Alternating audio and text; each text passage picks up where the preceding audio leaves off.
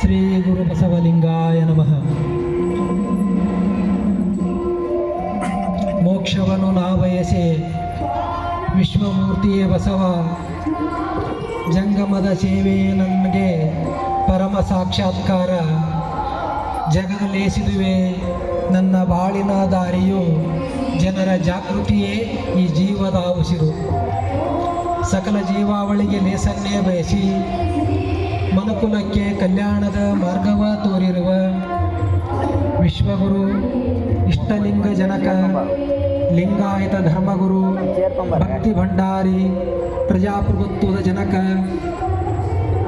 ಕ್ರಾಂತಿವೀರ, ಸ್ತ್ರೀ, ಪತಿತ, ದೀನ, ದಲಿತ, ಕುಲೋದ್ಧಾರಕ, ಕರ್ನಾಟಕ ಸಾಂಸ್ಕೃತಿಕ ನಾಯಕ ಅಪ್ಪ ಬಸವ ತಂದೆಗಳ ಮಹಾ ದಿವ್ಯ ಚೇತನಕ್ಕೆ ಹಣೆಮಣಿದು ಆ ಮಹಾ ಬೆಳಗಿನಲ್ಲಿ ಬೆಳಕಾದಂತಹ ಜಗದ ಎಲ್ಲ ಶರಣ, ಸಂತ, ಸಾಧು, ಸತ್ಪುರುಷರಲ್ಲಿ, ದಾರ್ಶನಿಕರಲ್ಲಿ, ಭಾರತದ ಜಗತ್ತಿನ ಉಜ್ವಲ ಭವಿಷ್ಯಕ್ಕಾಗಿ ಶ್ರಮಿಸಿದ ಬುದ್ಧ, ಬಸವ, ಅಂಬೇಡ್ಕರ್ ಆದಿಯಾಗಿ ಎಲ್ಲ ದಾರ್ಶನಿಕರಲ್ಲಿ ಹಣೆಮಣಿದು ಎನ್ನ ಆರಾಧ್ಯ ಗುರುದೈವವು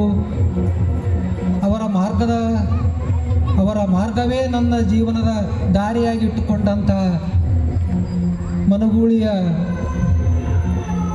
ಪ್ರವಚನ ಪಿತಾಮಹರು ಪರಮ ಪೂಜ್ಯ ಲಿಂಗಾನಂದ ಅಪ್ಪಗಳ ಜಂಗಮ ಚೇತನಕ್ಕೆ ಹಣೆಮಣಿದು ವೀರರ ಮಾತೆ ಕಿತ್ತೂರು ರಾಣಿ ಚೆನ್ನಮ್ಮಳ ಪ್ರವಚನ ಕಾರ್ಯಕ್ರಮ ವಿಜಯಪುರ ನಗರದಲ್ಲಿ ಈ ಕಾರ್ಯಕ್ರಮದ ದಿವ್ಯ ನೇತೃತ್ವವನ್ನು ವಹಿಸಿದಂಥ ಪರಮ ಪೂಜ್ಯ ವೀರೇಶ್ವರ ಸ್ವಾಮಿ ಶಿವಾಚಾರ್ಯ ಸ್ವಾಮಿಗಳು ಹುನಗುಂದ ಮಠ ಧಾರವಾಡ ಇವರ ಜಂಗಮ ಪಾದಗಳಲ್ಲಿ ಶರಣಾರ್ಥಿಗಳನ್ನು ಹೇಳುತ್ತಾ ಇವತ್ತಿನ ಕಾರ್ಯಕ್ರಮದಲ್ಲಿ ಅಧ್ಯಕ್ಷತೆಯನ್ನು ವಹಿಸಿದಂಥ ಸಿಂದಗಿಕರ್ ಅವ್ವಾರಲ್ಲಿ ಶರಣಾರ್ಥಿಗಳನ್ನು ಹೇಳುತ್ತಾ ಪಂಚಮಸಾಲಿ ಸಮಾಜದ ಜಿಲ್ಲಾಧ್ಯಕ್ಷರಾದಂಥ ಗುರುಶಾಂತ್ ನಿಡೋಣಿ ಶರಣರಲ್ಲಿ ಶರಣಾರ್ಥಿಗಳನ್ನು ಹೇಳುತ್ತಾ ಈ ಪ್ರವಚನ ಕಾರ್ಯಕ್ರಮದ ಅಧ್ಯಕ್ಷರು ಮತ್ತು ಮುಖ್ಯ ಘಟಕವೂ ಆದಂಥ ಮಲ್ಲನಗೌಡರು ಸೋಮನಗೌಡ ಪಾಟೀಲ್ ಶರಣರಲ್ಲಿ ಶರಣಾರ್ಥಿಗಳನ್ನು ಹೇಳುತ್ತಾ ಅವರಿಗೆ ಎಡಗೈ ಬಲಗೈಯಾಗಿ ಸಹಕರಿಸುತ್ತಾ ಇರುವಂಥ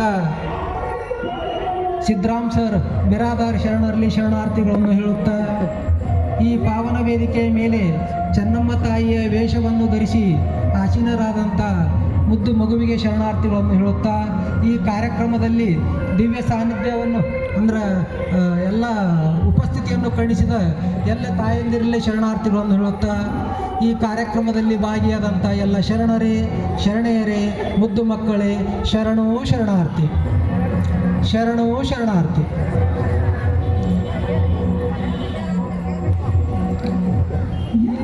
ಸೊಲ್ಲಾಪುರ ಸಿದ್ದರಾಮೇಶ್ವರ ಅಪ್ಪವರು ಒಂದು ಮಾತು ಹೇಳ್ತಾರೆ.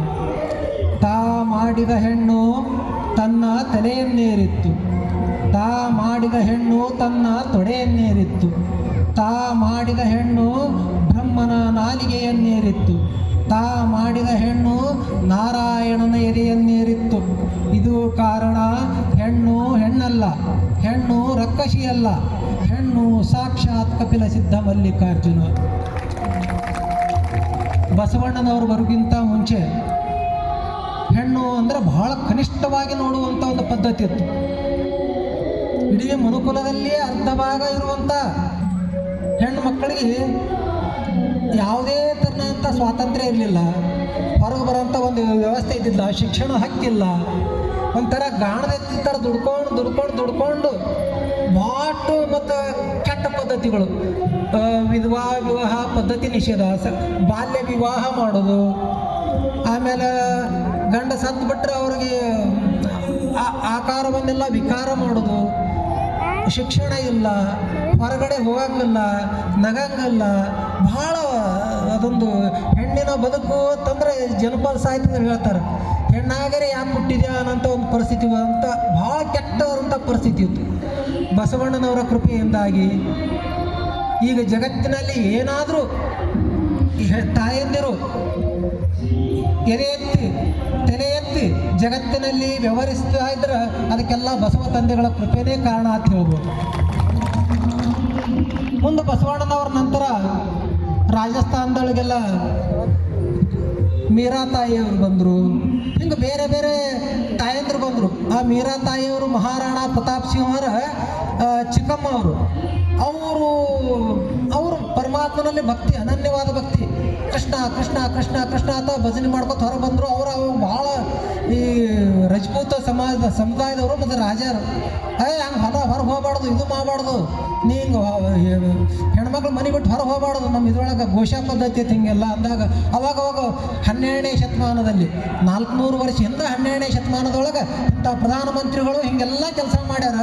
ಅಲ್ಲಿ ಅನುಭವ ಮಂಟಪದೊಳಗೆ 770 ಜನ ಶರಣರೊಳಗೆ ಅರ್ಧದಷ್ಟೆಲ್ಲ ಶರಣರೇ ಇದ್ರು. 100 ಜನ ವಚನಗಳನ್ನು ಬರ್ದಾರ. ಅವ್ರ ವಚನಗಳನ್ನು ಓದ್ರಿ, ಹೆಣ್ಣು ಏನು ಕಡಿಮೆ ಅಲ್ಲ ಅಂತ ಅವಾಗೆಲ್ಲ ಕ್ರಾಂತಿ ಮಾಡಿ ಹೊರಗಡೆ ಬಂದವು. ಅದಕ್ಕೆ ಜಡೇರದ ಹಸಿಮಾಯಿ ತಂದೆಗಳು ಹೇಳ್ತಾರೆ, ಮೊಲೆ ಮುಡಿ ಬಂದಡೆ ಹೆಣ್ಣೆಂಬರು, ಗಡ್ಡ ಮೀಸೆ ಬಂದಡೆ ಗಂಡೆಂಬರು, ಒಳಗೆ ಸುಳಿವ ಆತ್ಮ ಹೆಣ್ಣು ಅಲ್ಲ ಗಂಡು ಅಲ್ಲ ಕಾಣ ರಾಮನಾಥ. ಅಂದ್ರೆ ಒಳಗಿರುವಂಥ ಆತ್ಮ ಹೆಣ್ಣನೂ ಅಲ್ಲ ಗಂಡು ಅಲ್ಲ. ಅಂದ್ರೆ ಅದು ಏನಪ್ಪ ಅಂದ್ರೆ ಅದು ಸಾಕ್ಷಾತ್ ಕಪಿಲ ಸಿದ್ಧ ಮಲ್ಲಿಕಾರ್ಜುನ, ಸಾಕ್ಷಾತ್ ಪರಮಾತ್ಮನೇ ಅದು ಐತಿ. ಅದಕ್ಕೆ ಇದನ್ನು ನಾವೆಲ್ಲ ಅರ್ಥ ಮಾಡಿಕೊಂಡು ಇದನ್ನು ಭಾಳ ಚೆನ್ನಾಗಿ ಅರ್ಥ ಮಾಡ್ಕೊಂಡವರು ಅಂದ್ರೆ ನಮ್ಮ ನಾಡಿನಲ್ಲೇ ಭಾಳ ಚೆನ್ನಾಗಿ ಅರ್ಥ ಮಾಡ್ಕೊಂಡವರು ಅಂದ್ರೆ ಮಲ್ಲನಗೌಡರು ಪಾಟೀಲ್. ಈ ವೇದಿಕೆ ಮೇಲೆ ಯಾರಿಗೆ ಕುಂದ್ರಿಸಿಲ್ಲ ಇಲ್ಲಿ ತನಕ ನಾ ತಿಳ್ಕೋತೇ ಇದ್ದೇನೆ. ಹಂಗೆ ಬರೀ ತಾಯಂದ್ರಿ ಎಲ್ಲ ಚೆನ್ನಮ್ಮ ತಾಯಿ ಸ್ವರೂಪ್ರೆ, ಎಲ್ಲರೂ ಚೆನ್ನಮ್ಮ ತಾಯಿ ಸ್ವರೂಪ್ರ ಅಂತೇಳಿ ವೇದಿಕೆ ಮೇಲೆ ಕುಂದಿರ್ಸ್ಕೊಂತಾರೆ. ಹಿಂಗೆ ವೇದಿಕೆ ಮೇಲೆ ಭಾಳ ಜನ ಎಲ್ಲ ನಮ್ಮ ತಾಯಿಗಳು ಅವಾದ ಜಗತ್ತಿರ್ತಾರೆ. ಒಬ್ಬರನ್ನೇ ಕುಂದಿರ್ಸ್ರಿ ಅಪ್ಪ ವೇದಿಕೆ ಮೇಲೆ. ಯಾವ್ದಾಗಿದ್ದು ಅಕ್ಕಮಾದೇವಿ ತಾಯಿ ಕಾರ್ಯಕ್ರಮದಾಗ, ಸಜ್ಜಲಗೂಡು ಶರಣಮ್ಮ ತಾಯಿ ಕಾರ್ಯಕ್ರಮದಾಗ, ಇಂಥ ಕಾರ್ಯಕ್ರಮ ಸಹಿತ ಒಬ್ಬರೇ ಕುಂದಿರ್ಸಿರ್ತೆ. ಅವ್ರ ಎಷ್ಟೋ ಸ್ವಲ್ಪ ಇದು ಆಗಿದ್ದು ನನಗೆ ಇದು ಐತಿ. ಅಂದ್ರೆ ಈ ವೇದಿಕೆಯ ಮೇಲೆ ಏನೈತಿಲ್ಲ ಎಲ್ಲರೂ ತಾಯಂದ್ರೆ ಅದ. ಅಂದ್ರೆ ಮತ್ತೆ ಇಲ್ಲಿ ತಾಯಂದ್ರೆ ಅಂತಂದ್ರೆ ಕೇವಲ ಪಂಚಮಸಾಲಿಯರ ಅದಾರನು ಅಂತಂದೆ ಇಲ್ಲ, ಸರ್ವ ಸಮಾಜದ ಎಲ್ಲ ತಾಯಂದ್ರು ಇಲ್ಲಿ ವೇದಿಕೆಯ ಮೇಲೆ ಅದಾರ. ಚೆನ್ನಮ್ಮ ತಾಯಿ ಅಂತಂದ್ರೆ ಯಾವುದೇ ಒಂದು ಈಗ ಏನಾಗೈತೆ ಅದು ಅಂದ್ರೆ ಚೆನ್ನಮ್ಮ ತಾಯಿ ಅಂದ್ರೆ ಪಂಚಮಸಾಲಿಯರಾಕಿ, ಮಲ್ಲಮ್ಮ ತಾಯಿ ಅಂದ್ರೆ ರೆಡ್ಡಿಯರಾಕಿ, ಹಿಂಗೆ ಒಂದೊಂದು ಜಾತಿಗೆಲ್ಲ ಸೀಮಿತಗೊಳಿಸುವಂಥ ಒಂದು ವ್ಯವಸ್ಥೆ ಇದ್ದಾಗ ಈ ಮಲ್ಲನಗೌಡರು ಭಾಳ ಒಂದು ಒಳ್ಳೆಯ ವಿಚಾರ ಮಾಡಿ ಈ ಒಂದು ವೇದಿಕೆಯನ್ನು ಕರುಣಿಸ್ಯಾರ. ಭಾಳ ಸಂತೋಷ. ಇವತ್ತಿನ ವಿಚಾರ ಏನು ತಿಳ್ಕೊಬೇಕಾಗೈತಪ್ಪ ಅಂದ್ರೆ ನಾನು ಇವತ್ತು ಬಂದ ಭಾಳ ಒಂದು ಒಳ್ಳೆ ಸಂತಸದ ಸುದ್ದಿ ಏನಪ್ಪ ಅಂತಂದ್ರೆ ಯಾವತ್ತೂ ಚೆನ್ನಮ್ಮ ತಾಯಿ ಫೋಟೋ ನೋಡಿದ್ರೆ ಕುದುರೆ ಮೇಲೆ ಕೂತಿದ್ದು ಖಡ್ಗ ಹಿಡಿದಿದ್ದು ಇದೇ ಫೋಟೋ. ನನ್ನ ತಿಳುವಳಿಕೆ ಬಂದಿದ್ದು ಅದು ಮಲ್ಲನಗೌಡರು ಎಲ್ಲೇ ಹೋಗಿ ಭಾಳ ಸಂಶೋಧನೆ ಮಾಡಿ ಹುಡುಕಾಡಿ ತೆಗೆದು ಎಲ್ಲ ಶಿವಕಾಶಿಗೆ ಆಂಧ್ರದಾಗ ಎಲ್ಲೇ ಶಿವಕಾಶಿಗೆ ಹೋಗಿ ಎಷ್ಟೋ ಲಕ್ಷಗಟ್ಟಲೆ ಪ್ರತಿಗಳನ್ನು ಪ್ರಿಂಟ್ ಹಾಕೊಂಡ್ಬಂದಾರ್ರಿ.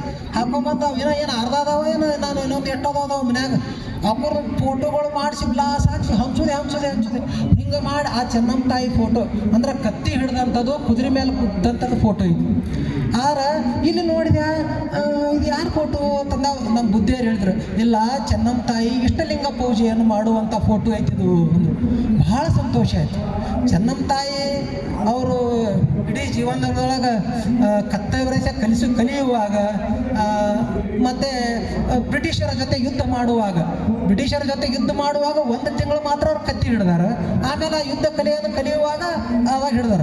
ಆದ್ರೆ ಅವರ ಜೀವನ ಪರ್ಯಂತರ ಹುಟ್ಟಿ ತಾಯಿಯ ಗರ್ಭದಲ್ಲಿ ಇರುವಾಗಿನಿಂದ ಹಿಡಿದು ಅವರು ಸದಾಕಾಲ ಹಿಡಿದಿತ್ತಂದ್ರೆ ಇಷ್ಟಲಿಂಗ. ಅದಕ್ಕೆ ಇಷ್ಟಲಿಂಗ ಪೂಜೆ ಮಾಡ್ಕೊಳ್ಳುವಂಥ ಅಲ್ಲಿ ಫೋಟೋ ಹಾಕ್ಯಾರ. ಅದಕ್ಕೆ ನಾವೆಲ್ಲರೂ ಯಾರಪ್ಪ ಅಂದ್ರೆ ಕಿತ್ತೂರು ಚೆನ್ನಮ್ಮ ತಾಯಿಯ ವಂಶಜರದೆವು. ನಾವೆಲ್ಲರೂ ಯಾರಪ್ಪ ಅಂದ್ರೆ ಬಸವ ಸಂತಾನದೆವು. ನಾವೆಲ್ಲರೂ ಯಾರಪ್ಪ ಅಂದ್ರೆ ಲಿಂಗಾಯತರ ದೇವಿ. ಲಿಂಗಾಯತರು ಅಂದ್ರೆ ಹೆಂಗೆ ನಾವು ಲಿಂಗಾಯತರು? ನಮ್ಮ ಅಪ್ಪ ಲಿಂಗಾಯತಿದ್ದ, ನಮ್ಮ ಅವ್ವ ಲಿಂಗಾಯತಿದ್ದ, ನಮ್ಮ ಮುತ್ಯ ಲಿಂಗಾಯತಿದ್ದ ಅಂತ ನಾವು ಹಿಂಗೆ ಲಿಂಗಾಯತರಾಗ್ಯವು. ಹೊರತಾಗಿ ಲಿಂಗಾಯತ ಅಂತಂದ್ರೆ ಅದು ಅರ್ಥ ಹಂಗಲ್ಲ. ಯಾರು ಸದ್ಗುರುಗಳ ಕಡೆಯಿಂದ ಗುರುಪದೇಶವನ್ನು ಪಡೆದು ಇಷ್ಟಲಿಂಗವನ್ನು ಆಯತ ಮಾಡ್ಕೊಳ್ತಾರಲ್ಲ ಅವ್ರಿಗೆ ಲಿಂಗ ಆಯತರು ಅಂತಾರೆ. ಅವಾಗ ನೀವು ಲಿಂಗಾಯತರಾಕಿರಿ. ಅವಾಗ ಲಿಂಗ ಆಯತರಾದ್ರಿ ಲಿಂಗವನ್ನು ಸ್ವಾಯತ್ತ ಮಾಡ್ಕೊಳ್ಬೇಕು, ಲಿಂಗವನ್ನು ಸನ್ನಿಹಿತ ಆಗಬೇಕು. ಅವಾಗ ನೀವು ಪರಿಪೂರ್ಣವಾದಂಥ ಲಿಂಗಾಯತರಾಕಿರಿ. ಅದಕ್ಕೆ ಕಿತ್ತೂರು ರಾಣಿ ಚೆನ್ನಮ್ಮ ತಾಯಿ ಅಂತಂದ್ರೆ ಬಸವಣ್ಣನವರ ತರುವಾಯ ಬಸವಣ್ಣನವರು ಸರ್ವಜ್ಞ ಮೂರ್ತಿಗಳು, ಆಮೇಲೆ ನಮ್ಮ ಹಂಪಿಯ ರಾಜಮನೆತನಗಳು ಯಡಿಯೂರ ಸಿದ್ಧಲಿಂಗೇಶ್ವರರ ತರುವಾಯ ಕಿತ್ತೂರು ರಾಣಿ ಚೆನ್ನಮ್ಮ ತಾಯಿಯವರು ಈ ಲಿಂಗಾಯತ ಧರ್ಮವನ್ನು ಭಾಳ ಚೆನ್ನಾಗಿ ಉಳಿಸ್ಕೊಂಡು ಬಂದಂಥವ್ರು. ಅವರು ಎಲ್ಲ ಅವರ ಇತಿಹಾಸದಲ್ಲೇ ಗೊತ್ತೈತಿ. ಇಲ್ಲೇ ತಾಯಿ ಚೆನ್ನಮ್ಮ ತಾಯಿ ಇಲ್ಲೇ ವಿಜಯಪುರ ಜಿಲ್ಲೆಯಲ್ಲೇ ಜನಸವರು. ಕೊಟ್ನಾಳ ಜಂಬಗಿ ದೇಶಮುಖರ ಮನೆ, ಅವರ ಹೆಸರು ಪದ್ಮಾವತಿ ತಾಯಿ. ಆ ತಾಯಿನ ಅವಾಗಿನ ಕಾಲಕ್ಕೆ ನೋಡ್ರಿ, ಇಲ್ಲಿಂದ 200 ಕಿಲೋಮೀಟರ್ ಐತೆ ಅದು ಕಾಕ್ತಿ, ಅಷ್ಟು ದೂರ ಬೀಗ ತಂದು ಮಾಡಿದ್ರು ಧೂಳಪ್ಪ ದೇಸಾಯಿಯವ್ರ ಜೊತೆ. ಅಂಥ ಚೆನ್ನಮ್ಮ ತಾಯಿ ಭಾಳ ಒಂದು ಸಂಸ್ಕಾರವಂತ ತಾಯಿ. ಅವ್ರಿಗೆ ಗುರುಗಳು ಎಂಥ ಗುರುಗಳು ದೀಕ್ಷೆ ಮಾಡಿರ್ಬೇಕು. ಆ ಚೆನ್ನಮ್ಮ ತಾಯಿಗೆ ದೀಕ್ಷಾ ಮಾಡಿದ ಗುರುಗಳು ಎಂಥವ್ರು ಇರಬೇಕು, ಅವ್ರ ಅಪ್ಪಾರು ಕೊಟ್ಟಂಥ ಸಂಸ್ಕಾರರೇ ಅಂಥದ್ದಿರಬೇಕು. ಅದಕ್ಕೆ ಪೂಜ್ಯರಿಗೆ ಕೇಳಿದೆ, ಅಪ್ಪವ್ರೆ ಎಲ್ಲಿವರೆಗೂ ಬಂದದ ಪ್ರವಚನ ಅಂದಾಗ, ಇಲ್ಲ ಚೆನ್ನಮ್ಮ ತಾಯಿಯ ಯೌವನಾವಸ್ಥೆವರೆಗೂ ಈಗ ಬಂದಂಗಾಗೈತೆ ಅಂತ ಹೇಳಿದರು. ಅದರ ಮುಂದಿನ ವಿಚಾರಗಳನ್ನು ಒಂದು 4 ವಿಚಾರಗಳನ್ನು ಹೇಳೋಕ್ಕೆ ಇಷ್ಟಪಡ್ತೀನಿ. ಚೆನ್ನಮ್ಮ ತಾಯಿಯ ಜೀವನ ಬದುಕು ಅಂದ್ರೆ ಅಲ್ಲಿ ಸಂತೋಷ, ತೃಪ್ತಿ, ಆನಂದ ಅನ್ನೋದು ಒಟ್ಟೆ ಅಜೀಬಾತ್ ಅವ್ರ ಜೀವನದಾಗ ಬಂದೇ ಇಲ್ಲ ಅಂತ ಅನಿಸೋದು. ಅವ್ರು ಹುಟ್ಟಿದ 4-5 ವರ್ಷಕ್ಕೆ ಅವ್ರ ತಾಯಿ ತಿಳ್ಕೊಂಡ್ಬಿಡ್ತಾರೆ. 4-5 ವರ್ಷಕ್ಕೆ ತಿರ್ಕೊಂಡ್ಬಿಟ್ರೆ ಅನಾಥ ಮಗುವಾಗಿ ಬೆಳೆದ್ಬಿಡ್ತಾಳೆ. ಒಬ್ಬಾಕಿನೇ ಮಗಳು, ಮತ್ತು ಯಾರು ಅಣ್ತಂಬ್ರಿಲ್ಲ ಅಕ್ಕಂಗಿರಲ್ಲ, ಒಬ್ಬಾಕಿನೇ ಮಗಳು. ಅವ್ರ ತಂದೆಯವ್ರು ಎಂಥವ್ರು, ಧೂಳಪ್ಪ ದೇಸಾಯಿ. ಅವ್ರ ತಂದೆಯವ್ರು ಎಂಥವ್ರು ಅಂದ್ರೆ ಎಲ್ಲರೂ ಹೇಳ್ತಾರೆ, ಏನ್ರಿ ನೀವೆಲ್ಲ ರಾಜರದಿರಿ, ಒಡೆಯರದಿರಿ, ಇನ್ನೊಂದು ಲಗ್ನ ಆರಿ, ಸಣ್ಣ ವಯಸ್ಸಿನವ್ರಿದ್ರಿ, ಇನ್ನೊಂದು ಲಗ್ನ ಆರಿ ಅಂದ್ರೆ ಅವ್ರು ಆಗೋದಿಲ್ಲ. ಇಲ್ಲ, ನಾನು ನನ್ನ ಸುಖಕ್ಕಾಗಿ ಇನ್ನೊಂದು ಮದುವೆ ಆದ್ನಿ ಅಂದ್ರೆ ಈ ಮಗುವನ್ನು ಚೆನ್ನಾಗಿ ನೋಡೋದಿಲ್ಲ ಅಂತ ತಿಳ್ಕೊಂಡು ಆ ವ್ಯಕ್ತಿ, ಆ ದೇಸಾಯರು ಮಹಾ ವೈರಾಗ್ಯದಿಂದ ಈ ಚೆನ್ನಮ್ಮ ತಾಯಿಗೆ ತಂದೆನೂ ನಾನೇ, ತಾಯಿನೂ ನಾನೇ, ಎಲ್ಲ ಈ ಬೆಳೆಸ್ತೀನಿ ಅಂತೇಳಿ ತಾಯಿಯ ಸ್ವರೂಪರಾಗಿ, ತಂದೆಯ ಸ್ವರೂಪರಾಗಿ ಆ ಚೆನ್ನಮ್ಮ ತಾಯಿಯನ್ನು ಬೆಳೆಸ್ತಾರೆ. ಭಾಳ ಹೆಣ್ಣು ಮಕ್ಕಳನ್ನ ಬೆಳೆಸೋದು ಅಂದ್ರೆ ಸುಮ್ಮನೆ ಚಾ ಮಾಡಕ್ಕೆ ಕಲಿಸೋದು, ಕಸ ಹೊಡ್ಯಕ್ಕೆ ಕಲಿಸೋದು, ಒಗ್ಯಾಣ ಹೋಗ್ಯಕ್ಕೆ ಕಲಿಸೋದು, ಇವೆಲ್ಲ ಸಾಮಾನ್ಯ. ಅವ್ರು ಆ ಥರ ಬೆಳೆಸಿಲ್ಲ. ಇದು ಮಗಳಲ್ಲ, ಮಗ ಅಂತ ತಿಳಿಸ್ಕೊಂಡೇ ಬೆಳೆಸ್ಕೊಂಡು ಬಂದರು. ಆಗ ಗಂಡು ಮಕ್ಕಳಿಗೆ ಅವಾಗಿನ ಕಾಲದಾಗ ಏನೇನು ಕೊಡ್ಬೋದಾಗಿತ್ತಲ್ಲ, ವಿದ್ಯಾಭ್ಯಾಸ, ಶಸ್ತ್ರಾಭ್ಯಾಸ, ಆಮೇಲೆ ಸಂಗೀತಾಭ್ಯಾಸ, ಏನು ಜಗತ್ತಿನ ವಿದ್ಯೆಗಳದಾವಲ್ಲ ಎಲ್ಲ ವಿದ್ಯೆಗಳನ್ನು ಮಗಳಿಗೆ ಕೊಟ್ಟು ಆಕೆ ಎಂದೂ ಹೆಣ್ಣು ಅನ್ನೋಂಥ ಒಂದು ಭಾವನೆ ಇಲ್ಲಾರ್ದಂಗೆ ಆ ಥರ ಬೆಳೆಸ್ಕೊಂಡು ಬಂದುಬಿಟ್ರು. ಆ ಚೆನ್ನಮ್ಮ ತಾಯಿ ಬೆಳ್ಕೊಂಡು ಬಂದಾಗ ಅಲ್ಲಿ ಕಾಕತಿ, ಈಗ ಆ ಭಾಗದಾಗ ಹೋದ್ರೆ, ಬೆಳಗಾವಿ ಜಿಲ್ಲೆ ಕಾಕತಿ ಆ ಭಾಗದಾಗ ಹೋದ್ರೆ ಅಲ್ಲಿ ಫಾರೆಸ್ಟ್ ಐತಿ, ಕಾಕತಿ ಫಾರೆಸ್ಟ್ ಐತಿ. ಭಾಳ ದಟ್ಟವಾದಂಥ ಕಾಜು ಗಿಡಗಳದಾವ. ಈಗ ಅವಾಗೆಲ್ಲ ಭಾಳ ದಟ್ಟವಾದಂಥ ಕಾಡು ಮತ್ತು ಗುಡ್ಡ ಬೆಟ್ಟ ಎಲ್ಲ ಐತಿ. ಅಲ್ಲಿ ಆ ಸಂದರ್ಭದಲ್ಲಿ ಒಂದು ಸರ್ತಿ ಏನಾಗಿರ್ತೈತಿ, ಒಂದು ಹುಲಿ ಬಂದಿರ್ತೈತಿ. ಹುಲಿ ಬಂದು ಮನುಷ್ಯರನ್ನ ಬೇಟೆ ಆಡ್ತಿರ್ತೈತಿ. ಈ ಹುಲಿ ಅನ್ನೋದು ಏನೈತಲ್ರಿ, ಒಂದು ಸರ್ತಿ ಒಬ್ಬ ಮನುಷ್ಯನನ್ನು ಕೊಂದು ತಿಂತು ಅಂದ್ರೆ, ಮನುಷ್ಯನ ರಕ್ತದ ರುಚಿ ಹತ್ತು ಅಂದ್ರೆ ಅದು ಹೊಟ್ಟೆ ಮನುಷ್ಯರೇ ಬೇಕು ಅಂತ ಇಷ್ಟಪಡಕ್ಕೆ ಚಲೋ ಮಾಡ್ತದೆ. ಹಂಗೆ ಮನುಷ್ಯರನ್ನ ಹಿಡಿದು ತಿನ್ನುವಂಥ ಒಂದು ವ್ಯವಸ್ಥೆ ನಡೆದಿತ್ತಲ್ಲಿ. ಅವಾಗ ಎಲ್ಲರೂ ಬಂದು ಆ ದೇಸಾಯರ ಮನೆಗೆ ಬಂದು, ದೇಸಾಯರು ವಾಡ್ಯಕ್ಕೆ ಬಂದು ವಿನಂತಿ ಮಾಡ್ತಾರೆ, ಏನ್ರಿ ರಾಜರ, ಇಲ್ಲಿ ಹುಲಿ ಬಂದು ಭಾಳ ತೊಂದರೆ ಕೊಡಾಕ್ತೈತಿ, ಅದಕ್ಕೆ ಈ ಹುಲಿಯ ಪಿಡುಗನಿಂದ ನಮಗೆ ಕಡ್ಯಾಕ್ ಮಾಡ್ರಿ. ಅಣ್ಣ ಹೆಂಗೆ ಮಾಡೋದು, ಏನು ಮಾಡೋದು, ಮತ್ತು ಯಾರನ್ನ ಕಳಿಸೋದು? ಅವಾಗೆಲ್ಲ ಹೆಂಗಿರ್ತೈತ್ರಿ, ಯಾರೇ ಕಳ್ಸಂಗಿರ್ದಿಲ್ಲ, ಸ್ವತಃ ರಾಜನೇ ಹೋಗ್ಬೇಕಾಗಿರ್ತೈತಿ ಹುಲಿಯನ್ನು ಕೊಲ್ಲಾಕ. ಅದಕ್ಕೆ ಧೂಳಪ್ಪ ದೇಸಾಯಿ ಅಂತಾರೆ, ಆಯ್ತು ನಾನೇ ಹೋಗ್ತೀನಿ ಕೊಲ್ಲಾಕ ಅಂದಾಗ ಅವ ಚೆನ್ನಮ್ಮ ತಾಯಿ ಹೇಳ್ತಾಳ, ಭಾಳ ತರುಣಿ, ಯೌವನದ ತರುಣಿ, ಅಪ್ಪಾಜಿ ನನ್ನ ಹೆಣ್ಣು ಮಗಳದ್ದು ಸಾಕಿರಿ ನೀವು ಅಂತ ಕೇಳ್ತಾರೆ. ಇಲ್ಲ, ಗಂಡು ಮಗ ಅದು ಸಾಕಿನಿ. ಹಂಗಾರೆ ನಾ ಹೋಗ್ತೀನಿ, ನಾ ಹೋಗಿ ಆ ಹುಲಿಯನ್ನು ಕೊಂದು ಬರ್ತೀನಿ. ಚೆನ್ನಮ್ಮ ತಾಯಿ ಕುದುರೆಯನ್ನು ಏರಿ ಒಂದು 4-6 ಜನರನ್ನೆಲ್ಲ ಹಿಂದೆ ಸೇವಕರನ್ನೆಲ್ಲ ಕರ್ಕೊಂಡು ಅವರು ಕಾಡಿನ ಹೋಗ್ತಾರೆ. ಅದೇ ಸಂದರ್ಭದಲ್ಲಿನೇ ಕಿತ್ತೂರಿನ ದೊರೆಗಳಾದಂಥ ಮಲ್ಯಸಜ್ಜ ದೇಸಾಯಿಯವರು ಸಹಿತ ಆ ಕಾಡಿನಿಂದ ಕಾಡಿನೊಳಗೆ ಬೇಟೆಯನ್ನು ಆಡ್ಕೋತ ಬರ್ತಿರ್ತಾರೆ. ಆ ಕಿತ್ತೂರ ಕಾಕ್ತಿ ಅಲ್ಲೇ ಹತ್ರ ಅದಾವು. ಆದರೆ ಅವ್ರು ಬೇಟೆ ಆಡ್ಕೋತ ಬರ್ತಿರ್ತಾರೆ. ಆ ಹುಲಿ ಗರ್ಜನೆ ಕೇಳಿ ಈ ಕಡೆ ಭಾಗದಾಗ ಇವ್ರು ನಿಂತ್ಕೋತಾರ, ಆ ಕಡೆ ಭಾಗದಾಗ ಚೆನ್ನಮ್ಮ ತಾಯಿ ನಿಂತ್ಕೋತಾಳೆ. ಭಾಳ ದೂರ ನಿಂತ್ಕೋತಾರ. ಇಲ್ಲಿ ಹುಲಿ ಐತಿ, ಹುಲಿ ಹೊಡಿಬೇಕಂತ ಇಬ್ರು ಬಿಲ್ಲು ಬಾಣು ತೊಗೊಂಡು ಹಿಂಗೆ ಹೊಂಚಾಕೋತಿರ್ತಾರೆ. ಹೊಂಚಾಕೋತಿದ್ದಾಗ ಆ ಹುಲಿ ನೋಡಿ ಸರಿಯಾಗಿ ಗುರಿ ಹೊಡೆದ್ಬಿಡ್ತಾರೆ. ಇಬ್ಬರು ಹೆಂಗೆ ಬಾಣ ಬಿಡ್ತಾರಪ್ಪ ಅಂದ್ರೆ ಒಂದೇ ಸಮಯಕ್ಕೆ ಬಂದು ಹುಲಿಗೆ ಆ ಬಾಣಗಳು ನಟ್ಟು ಬಿಡ್ತಾವೆ. 2 ಭಾಗಕ್ಕೆ ಶರೀರ ಈ ಕಡೆ ಒಂದು ನಟ್ಟು ಬಿಡ್ತಾವೆ. ಇಬ್ರು ಓಡಿ ಬರ್ತಾರೆ. ಬಂದು ಯಾರು ನಾ ಹೊಡೆದೀನಿ ಹುಲಿ ಅದು ಚೆನ್ನಮ್ಮ ತಾಯಿ ಹೇಳ್ತಾರೆ. ಇಲ್ಲ ನಾ ಹೊಡೆದೀನಿ ಅವ್ರ ಹಿಂದಿನವ್ರು ಇವ್ರ ಹಿಂದಿನವ್ರು ಎಲ್ಲ ಬರ್ತಾರೆ. ಬಂದು ನೋಡಿ ಪರೀಕ್ಷೆ ಮಾಡ್ರಿ, ನೋಡ್ತಾರೆ 2 ಬಾಣ ಇರ್ತವೆ. ಅಂದ್ರೆ ಒಂದೇ ಕ್ಷಣಕ್ಕೆ 2 ಬಾಣವನ್ನು ಹೊಡೆದಿರ್ತಾರೆ.